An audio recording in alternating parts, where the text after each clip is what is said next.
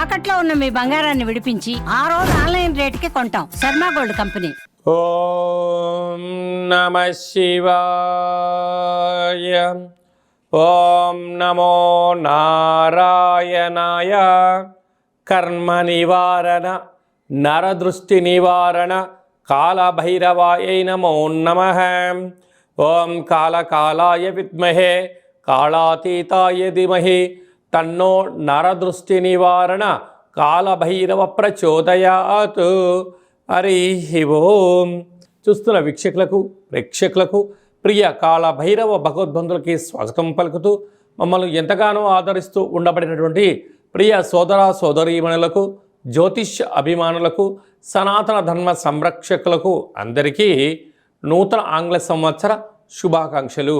2026వ సంవత్సరం జనవరి నెల 1వ తారీఖు నుండి డిసెంబర్ నెల 31, 2026వ సంవత్సరము అందరికీ నూతన ఆంగ్ల సంవత్సరానికి స్వాగతం పలుకుతూ ఈ 2026వ సంవత్సరంలో అందరికీ శుభాన్ని, జయాన్ని, ఐశ్వర్యాన్ని, ఆనందాన్ని ప్రసాదించాలని మనం మనసారా కోరుకుందాం. ఇక్కడ విశేషం ఏమిటయ్యానగా మనకు క్యాలెండర్ పంచాంగం చెప్పుకుంటున్నాం. మనకి ఇక్కడ గురువారం రోజు ప్రారంభం అవడం, అందులో 1వ తారీఖున రోహిణీ నక్షత్రం అయింది. గురువారం రోజున రోహిణీ నక్షత్రము, అందులో గురువారము. గురు అంటే గురువు యొక్క రోజు, చంద్రుడి యొక్క నక్షత్రము. అంటే విశేషమైనటువంటి గజకేసరి యోగము ఈ సంవత్సరం అందరికీ ప్రసరిస్తుందని చెప్పి గమనించాలి. అలాగనే మనకు ఉగాది పండగ శ్రీ పరాభవనామ సంవత్సరము కూడా గురువారం ప్రారంభమవుతుంది. ఇది చాలా విశేషంగా గమనించగలగాలి. కనుక ఈ సంవత్సరము విద్యార్థులకు, ఉద్యోగస్తులకు, వ్యాపారస్తులకు, నూతనమైనటువంటి అత్యంత ఆధునిక టెక్నాలజీని నేర్చుకునేటువంటి వారందరికీ, వ్యవసాయ సోదరీమణులకు అందరికీ సువర్ణపు యుగంగా భావించగలగాలి. ద్వాదశ రాశుల్లో గ్రహ గమనాన్ని ఒకసారి వీక్షింపచేద్దాం. మిథున రాశిలో దేవగురు బృహస్పతి సంచార స్థితి, సింహరాశిలో కేతు సంచార స్థితి, ధనుసు రాశిలో చతుర్గ్రహ కూటమి రవి, కుజ, బుధ, శుక్ర సంచార స్థితి, కుంభరాశిలో రాహు సంచార స్థితి, మీనరాశిలో శని భగవానుని సంచార స్థితితో ద్వాదశ రాశుల్లో గ్రహ గమనాలు ఈ విధంగా ఉన్నాయి. కన్యరాశి వారికి ఈ నూతన ఆంగ్ల సంవత్సరం నుండి మరియు ఉగాది పండుగ నుంచి ఆదాయ వ్యయాలు ఎలా ఉన్నాయో, రాజపూజ్య అవమానం ఎలా ఉందో ఈ వీడియోలో తెలుసుకుందాం. ఆదాయం 8, వ్యయం 11. అనగా 8 రూపాయలు మీరు సంపాదిస్తే 11 రూపాయలు ఖర్చు పెట్టబోతున్నారు. కనుక 3 రూపాయలు అప్పు కాబోతుంది. కనుక ఇలాంటి కాల సమయంలో అపోహలకు వెళ్ళొద్దు, ఆడంబరాలకు దూరంగా ఉండండి. బంధువులని, మిత్రులని, స్నేహితులని, సన్నిహితులని కానీ అప్పు ఇచ్చారా తిరిగి రాకపోగా మీకు అశాంతి, అనారోగ్యం కలిగి మానసికమైనటువంటి ఇబ్బందికి గురయ్యే పరిస్థితి చాలా అధికంగా ఉంటుంది. రాజపూజ్యం 3, అవమానం 3. అంటే మీతో సహాయం పొందిన వారేమో మీరు చాలా మంచివారు అంటూ ఉంటారు, కానీ మాట ఇచ్చి మీరు మాటను నెరవేర్చుకోలేని పరిస్థితుల్లో ఆయన ఏంటండి మాట చెప్తాడు, మాట మీద నిలబడడు అని చెప్పి వారేమో మీకు శత్రులు అవుతారు. కనుక కన్యరాశి వారు ఎంత ఓపిక, పట్టుదల, సహనము, ధర్మము, ఆధ్యాత్మిక చింతన కలిగి ఉన్నప్పుడు సకలమైనటువంటి రుణ, రోగ, శత్రు సమస్యలను దూరం చేసుకునే పరిస్థితి ఉంటుంది. అదే కాకుండా ఇక్కడ 3 రూపాయలు అప్పు అవుతున్నాయి కనుక ఆడంబరాలకు వెళ్ళొద్దు. వచ్చినటువంటి ఆదాయాన్ని స్థిరాస్తులు సంపాదించే ప్రయత్నం చేయండి. కానీ బ్యాంకు వాళ్ళు లోన్లు ఇస్తున్నారు కదా, అడగగానే అప్పులు ఇస్తున్నారు కదా అని చెప్పి అప్పులు తెచ్చి ఇంకో చోట మీరు పెట్టుబడులు పెట్టారా? మీరు అప్పు తెచ్చిన చోటనేమో మీరు అప్పులు కట్టాలి. మీరు అనుకున్నంత ధర పలకలేని సమయంలో ఇది పోతుంది, అదే పోతుంది, అప్పుల పాలయ్యే పరిస్థితి చాలా అధికంగా ఉంటుంది.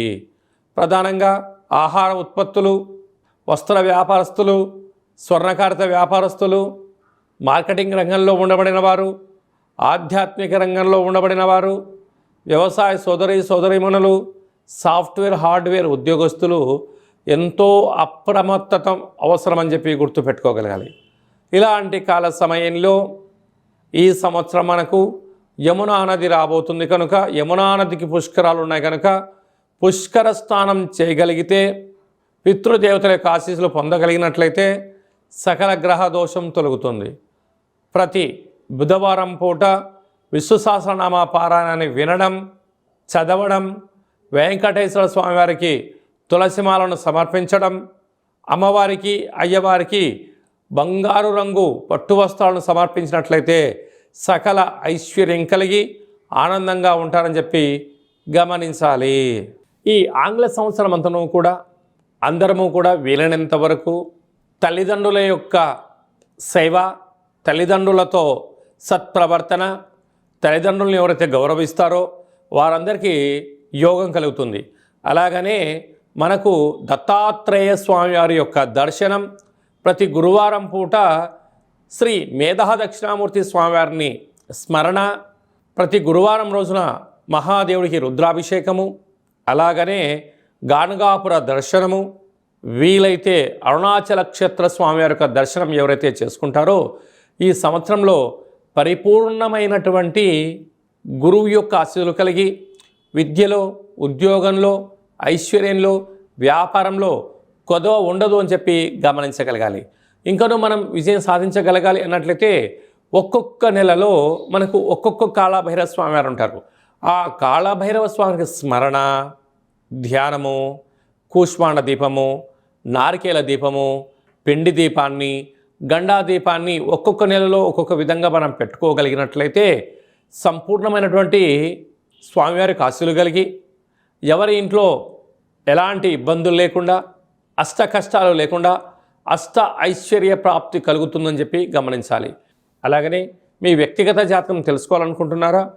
మీ యొక్క పేరు, పుట్టినటువంటి తేదీ, నెల, సంవత్సరం, పుట్టిన సమయం రాసి మీరు వాట్సాప్లో పంపించగలిగినట్లయితే 100 సంవత్సరముల జాతకాన్ని రాసి సవివరంగా సంపూర్ణంగా మీకు ఎక్స్ప్లెయిన్ అంటే ఉదాహరణగా చెప్పడం జరుగుతుంది.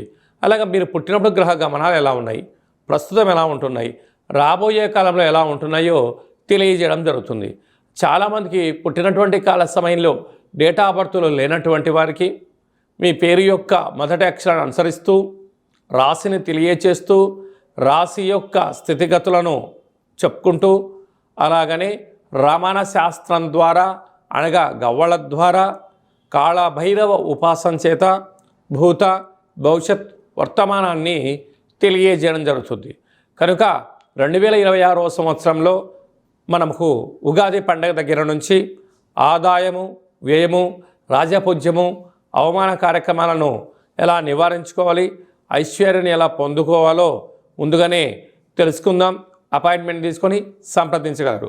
అందరికీ ఈ 2026వ సంవత్సరంలో శుభం, జయం, లాభం, ఐశ్వర్యం కలగాలని కోరుకుంటూ ఆశీర్వచనం.